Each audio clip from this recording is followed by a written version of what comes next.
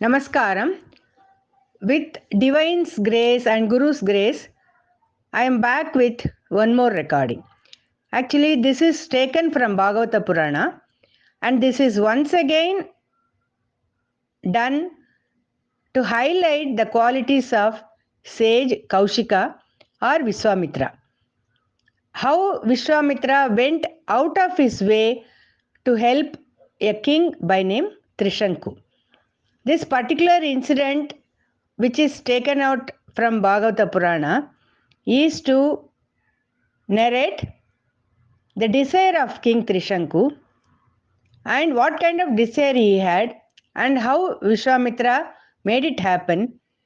And at the end of it, he will lose all the tapas, shakti, whatever he had accumulated. So, all these stories, right from childhood, were narrated to us, but at that time, we did not understand the meaning of it. But a person can be refined if we read such stories from various Puranas.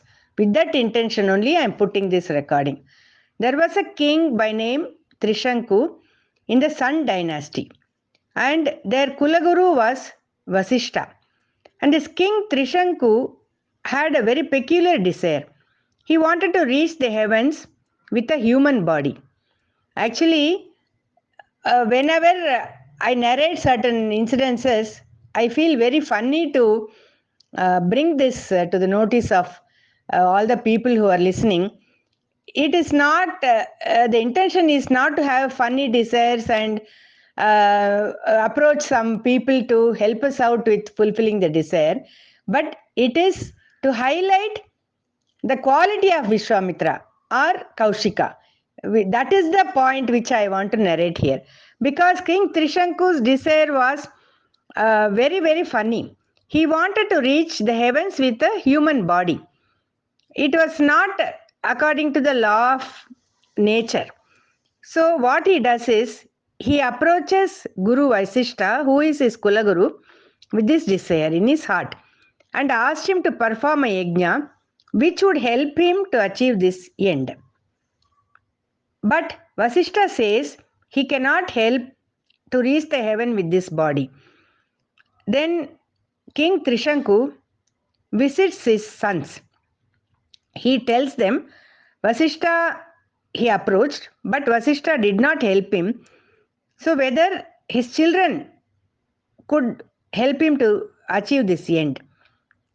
But they say, they tell King Trishanku, you are very sinful and stupid. When our father has refused to perform a sacrifice saying that it is against all dharma, how you are approaching us? Hearing this reply, King Trishanku was very, very unhappy. And Vasishta's children, they called King Trishanku as Guru Drohi. They also told him, from this moment, you will become a Chandala. Within no time, King Trishanku became a Chandala. His clothes turned black and skin also had turned black. Nobody in the kingdom was able to recognize him. Even his ministers were unable to believe him when he told him who he was. People even made fun out of his appearance. Trishanku thought for a while. Vasishta refused, his sons refused. Not only that, he got a curse also, but he had hopes on Kaushika. Kaushika and Vishwamitra, they both are one and the same. For the sake of understanding and relating, I am using the word Vishwamitra. Trishanku definitely had hopes. If he meets Vishwamitra, he would help him. So Vishwamitra was very, very much deep in his meditation. He was intent on his meditation, and Trishanku stood there. Vishwamitra opened his eyes, asked Trishanku, are you not Trishanku? He asked him. What can I do for you? For that, Trishanku says, please help me to realize my desire, to reach heavens with this mortal body.